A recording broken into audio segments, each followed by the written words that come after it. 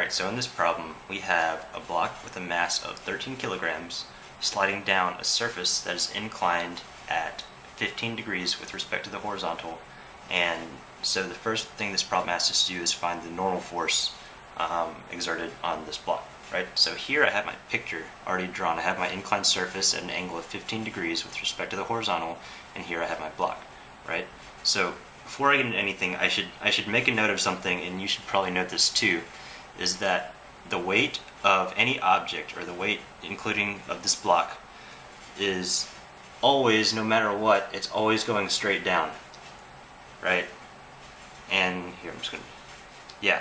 And so what I'm gonna do, I'm just gonna write it out here just a little more neatly. So the weight of the block, commonly referred to as the force of gravity, which I'm gonna call F of G, is equal to, remember F equals ma, right?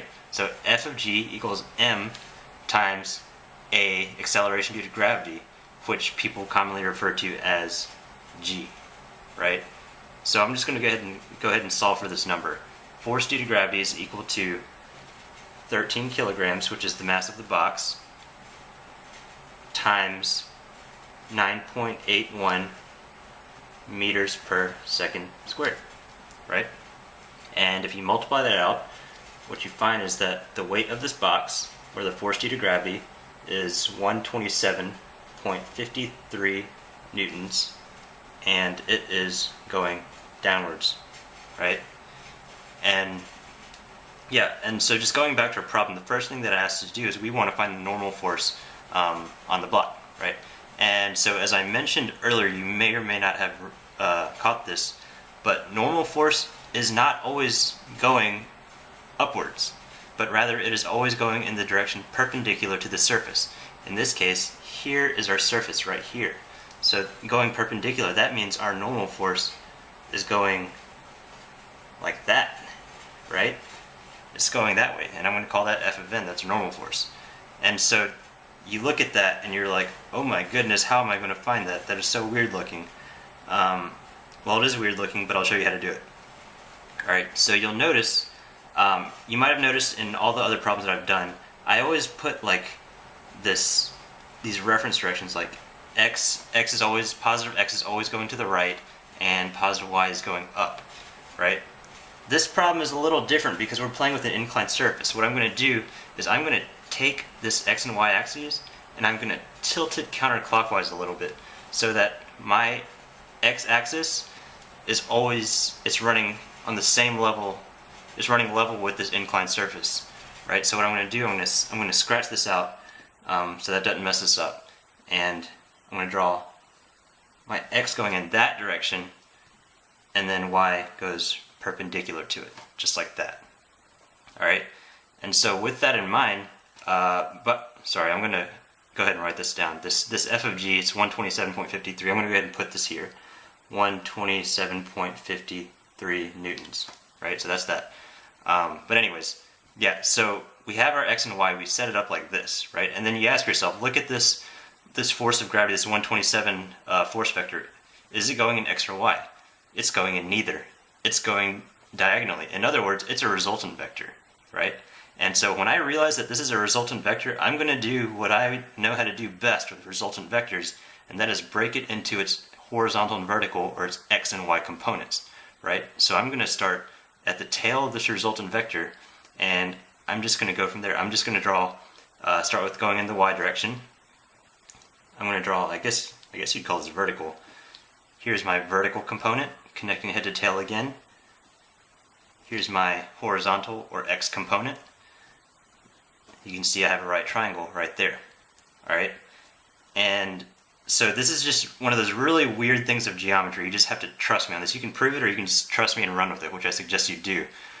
If we say that this is 15 degrees, then this angle right here is also 15 degrees. It's just like that, and just trust me and use it. Alright, so with that in mind, we want to find the magnitudes of this component and this component of our resultant vector, right? And so looking at this one first, we know that this vector is adjacent to this 15 degree angle right here, right? So when we're adjacent, we're talking cosine, right? So hopefully you're familiar by now that the magnitude of this one, of this component, is 127.53 times cosine of 15 newtons. And then same thing right here. This component is running opposite of this angle, so we're playing with sine. So we have a magnitude of 127.53 times sine of 15 newtons, right? And yeah, so what I'm going to do, I'm just going to write it out, right here, just laid out pretty like I did right here. So this one is running vertically, right? It's running in the y direction. So I'm just going to call this one f of g in the y direction equals 127.53 times cosine of 15 newtons. And then same thing, I'm going to do f of g in the x direction is equal to 127.53 times sine of 15 newtons, right? And also I should note, sorry, that this y, the y direction is going kind of downwards in a weird little way, and then x is going kind of to the left in a weird little way. And yeah, so when you multiply these numbers out just in your calculator, what you're going to get is f of g in the y direction is equal to 123.18 newtons going that way. And then f of g in the x direction is equal to 33.01 newtons going that way, right? Alright, so we just found these components right here. Now, I did this for a reason, but going back to what we're trying to find this normal force, right? And remember, normal force is an opposing force.